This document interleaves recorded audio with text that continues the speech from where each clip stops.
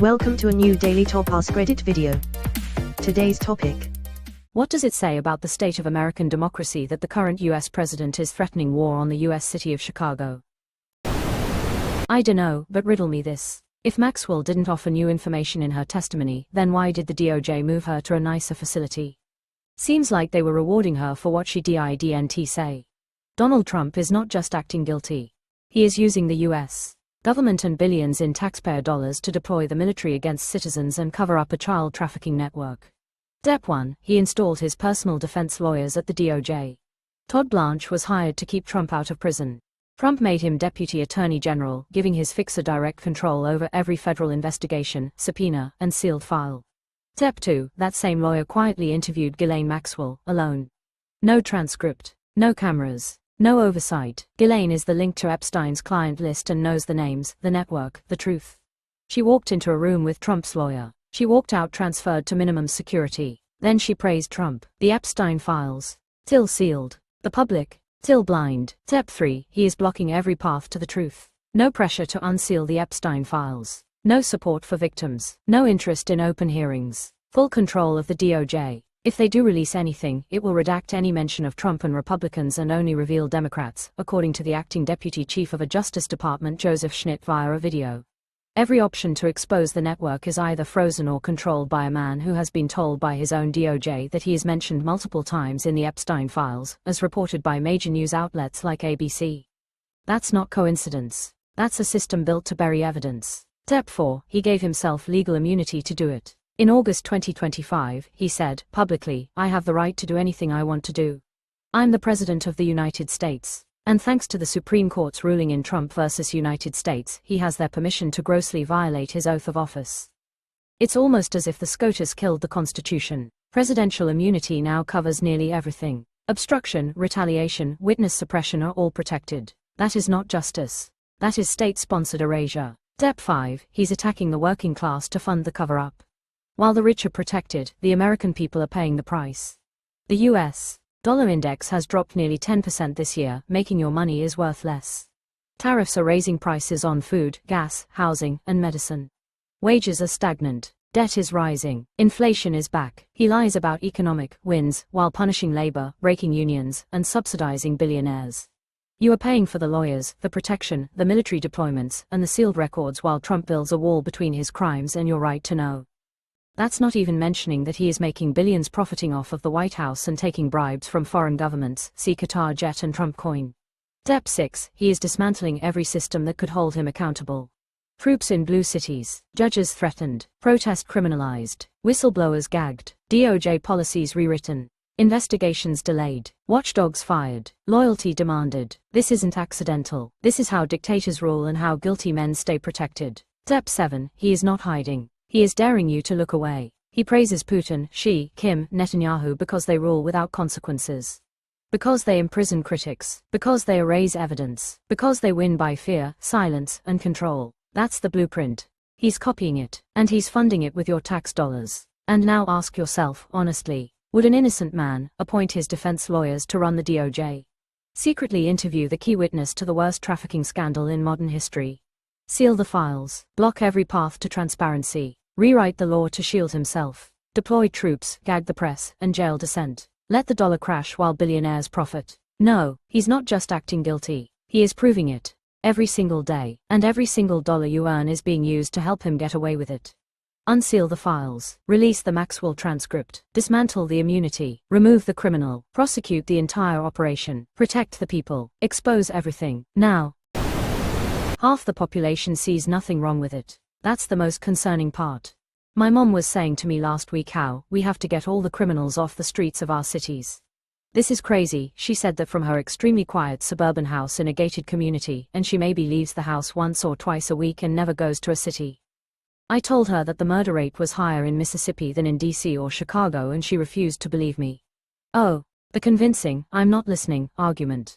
I'm glad that people like your mom can vote. My mom, who has always trended more central-left and never cared about football, recently said, now the NFL teams can go back to their original names. I was shocked, but composed myself and pointed out they always could. I slipped in that I agreed with the Redskins rename, which my dad, more right, guffaw about, but likened it to a team called the Scrawny Whiteys, and they really didn't have a good response. A lot of people have forgotten what the Second Amendment was for. I assure you, if there's one thing Chicago doesn't have a problem with, it's willingness to use firearms. As an outsider, UK, it honestly pains me to see how meek the US has become. Growing up, the American law was that this was a nation born in revolt, an anti-oppressor state, almost in the spirit of the French revolutionaries. That was the myth anyway. The reality is the opposite. The US today is one of the weakest democracies precisely because its people no longer have the tools for collective fight. Decades of Fox News have locked politics into a permanent A versus B cage match. Nuance, coalition, or broader dialogue gets shoved aside. No airtime, no legitimacy. And so the people settle for choosing sides rather than building common ground. Meanwhile, the other main players, China, Russia, India, they all watch and laugh and laugh.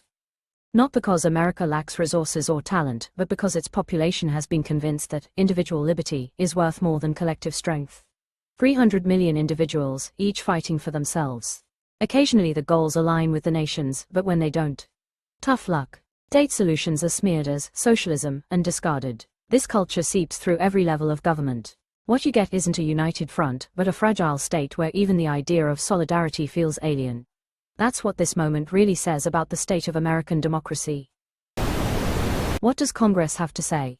Where is Congress? Gumshoes. Congress has been taken by the dastardly crook Carmen Sandiego. You have 22 minutes to track her down, find the evidence and return both the House of Representatives as well as the Senate to Washington, D.C. where they belong. Republicans control Congress thanks to the morons in this country, and Republican Congress members are complicit and like this because they're terrible people, and you have to remember it's GOP 101 to campaign with the "government is broken, elect me and I'll prove it" philosophy platform. Voters have been falling for it for 45 years. Yep. The three branches were never truly equal. Congress is more equal than all other branches. It could strip the president of most powers tomorrow, reverse most everything he's done, and restructure the entire federal court system, and it could do it in a weekend. It could end gerrymandering, it could add a new state. It could do damn near anything. But it won't because it's controlled by cowardly, complicit, pedo-defending Republicans who lie to your face. And the bigger picture is that Congress, dysfunctional and complacent as it is, has been handing its own powers to the executive and Supreme Court for decades willingly. They've failed us and the Constitution more than anyone knows. Now they sit there with their thumbs up their ass doing everything but their jobs, waiting to become obsolete or perhaps for more hicks to storm their workplace and put an end to them for good, who knows. Chicago is prepared to fight back on this. Pritzker isn't fucking around and neither are the people of Chicago. These losers are going to just post up in tourist zones for optics and not the south-west sides where the gun violence actually happens. So what's the goal then? If he's just sending troops to places with no crime and having them post up in safe areas, essentially being useless, what is actually happening right now? Threatening war on Chicago and Portland and La. Meanwhile he's still covering up his pedophilia and sex trafficking, using federal dollars to protect pedophiles and declare war on the people paying federal taxes. That won't work out well, but it is working out for him. Nothing he does has any consequence. I think it says that he is dangerously incompetent. Right now, India, Russia, China and North Korea are planning trade deals that leave America in the dust while the sitting US president is waging war against his own states. Congress and Senate can no longer stand by and do nothing, or we won't have a country to defend anymore. This is end times for the USA if the powers that be don't exercise that power to stop him. Yeah, it's worrying. Feels like the leadership isn't keeping up while other countries are moving fast. Something needs to change soon. Feels like the leadership isn't keeping up while other countries are moving fast. That was their stated goal from the beginning. The opposite of globalization is isolation, and isolationist policies always have the same result: the isolated country withers and dies while the rest of the world moves on without them. Despite this, the majority of voters in the US wanted this for some reason, or didn't care enough to vote in order to prevent it. The current administration is doing exactly what they were voted into office to do, for better or worse. Hint, it's worse. It means that America is no longer a unified country. You cannot declare war on your own people and have them remain your people. Because Trump views Democrats as enemies rather than political opponents. It means it's effectively dead. The Founding Fathers did not envision Congress and the judiciary handing the keys over to a convicted criminal. Yup, it's all a gentleman's agreement. As soon as someone decides to trash that and ignore all the norms and laws, we get to relearn why the second was included. Sometimes you can really tell that America was the first time anyone tried to make a modern democracy. BC. Holy shit, there's a lot of holes, over-reliance on goodwill and things just working out. We want to build a system like the Roman Republic. You mean the government that collapsed due to bad actors manipulating the Senate for their own good? Question mark. Waging war on your own country instead of demonstrating leadership and intervention shows the world that, as a president, you are ineffective and weak. That democracy is not a spectator sport. When people don't follow politics and don't vote, then a sneaky minority faction can set themselves up to seize power. But the most maddening thing about 2024 is that there were plenty of eligible voters in America who were educated, informed, and chose not to vote. They knew Trump was going to be bad for America, but they were uncomfortable voting for Harris, so they abstained, I guess, assuming that the rest of us would stop him. Bitch, I can only vote once. I think it's more likely that they saw Trump as being a fairly ineffectual president who didn't have much of an impact in his first term, and so predicted he'd have a mostly similar second term with minimal real impacts. I think such people failed to appreciate how big of an impact Project 2025 and not having adults in the room, so to speak, would impact his second term.